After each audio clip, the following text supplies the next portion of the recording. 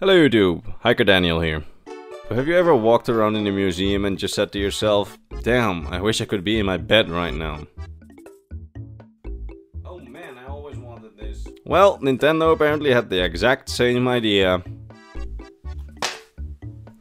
Yes, the Nintendo and the Louvre's weird partnership, which culminated in this weird thing of a release, the Nintendo 3DS guide, the Louvre, which is probably one of the rarest things in my collection at the moment, as the physical editions go for obscene amounts of money on eBay. That said, how does this strange child of Nintendo and the Louvre Museum in France came to be? In order to answer that question, we need to go back to the far-off year 2011, when the Louvre Museum wanted to get rid of their old audio guide systems and wanted to find some more modern and more convenient system to host their audio tours on. Ultimately, the choice fell on the Nintendo 3DS, and the director of the Louvre at the time said that the choice fell on the 3DS because they wanted to bring together the world's cultural heritage and the innovative world of interactive entertainment through a system that many people are already familiar with, and that they felt that the Nintendo 3DS was the perfect system for that. So they commissioned Nintendo to make a 3DS based audio-visual visitor's guide for their museum and ordered nearly 5,000 heavily modified 3DS systems to serve as their new museum guides, which in the end Nintendo ended up donating. Nintendo then spent a year developing both systems and the applications internally, and then, bada bing bada boom, in April 2012 the Louvre replaced all its previous audio tour systems with custom-made 3DS systems. From the outside, these systems might not seem special, but it's rumored that they are a bit like the kiosk versions of the 3DS, which you could find in stores running game demos, as supposedly these systems can't play anything else except for the installed version of the Louvre Guide software. Although they differ from stock kiosk versions, as these systems actually contain a battery, something which the demo pods don't have to prevent theft. The software, which is supposedly preloaded on the system, contains a full visitor's guide including over 30 hours of audio guide, over 1,000 of photographs and artwork of the museum itself, a large set of 3D models of the statues and sculptures in the museum, and a set of highly resolution pictures of the most popular artworks in the museum so you can zoom in on them. The software contains various tours through the museum, assisted by an interactive map which is displayed on the 3DS screens. While the software contains various tours through the museum, including a masterpieces tour, which basically leads you through all the most popular sections of the museum, it also contains the option to design your own tour, which you can then follow as you walk through the museum.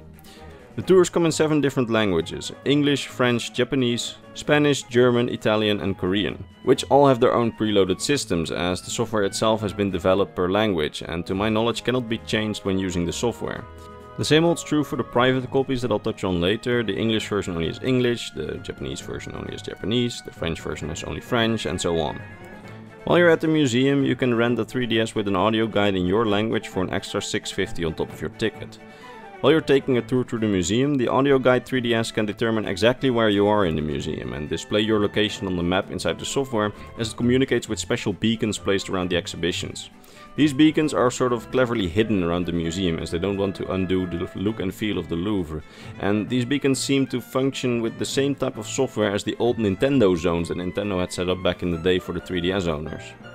The software itself works great for the museum. In addition to having regular audio tours, you'll also have a map, all the high resolution pictures in case you want to study details in the pictures, and you've got the 3D models of statues, which allow you to view statues and sculptures from all possible angles, including angles you might not have seen without the help of the 3DS, like for example the view from the top of a statue.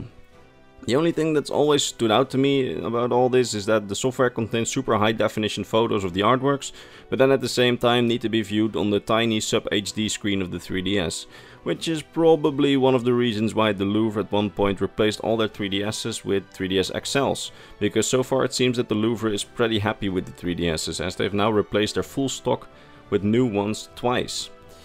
Reportedly around 2015 they replaced the custom standard 3DSs with 3DS XLs, and then later in 2019, after Nintendo discontinued the original 3DS production, they got a whole new batch of beautiful looking new 3DS XL systems with completely new custom skins. If these things ever go up for auction, I'd love to have one of them, as these systems are absolutely beautiful and I love their design, with custom skin mapping for the buttons. In his tour of the museum, Mr. Miyamoto clarified that he and his team had an idea to take the viewing of sculptures and statues even further by placing them in custom environments, like in the middle of an ancient Roman city or under a blue sky. But due to that not being faithful to the reality in the museum, they dropped the idea before implementing it. After the 3DSs were being used at the Louvre for over a year, Nintendo announced in 2013 via special little Nintendo Direct that they were releasing a home version of the audio guide for people to download off the 3DS eShop. And they would release a limited physical edition only available in the Louvre gift shop. I couldn't find it anywhere how expensive the physical editions used to be when they were in stock at the gift shop, but the eShop version comes at a price of $20, which is, given, more expensive than a ticket to the Louvre with the audio tour included, but is probably still cheaper for most people who don't live in Paris.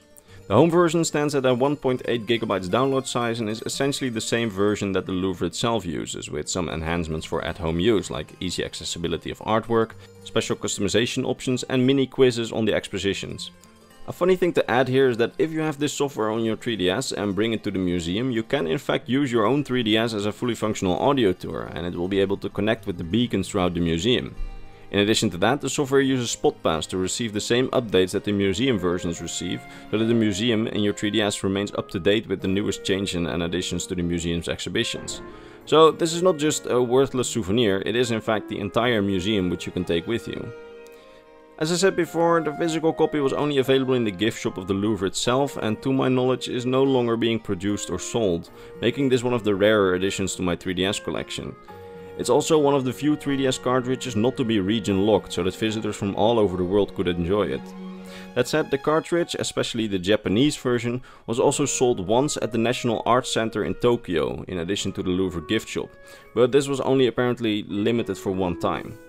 A final thing to add here is that it seems that there were once plans for more museums to implement 3DSs in their audio guides, as everywhere this software is branded as Nintendo 3DS Guide: Louvre, implying that there might have been plans for more guides to be made, but that just never happened, unfortunately.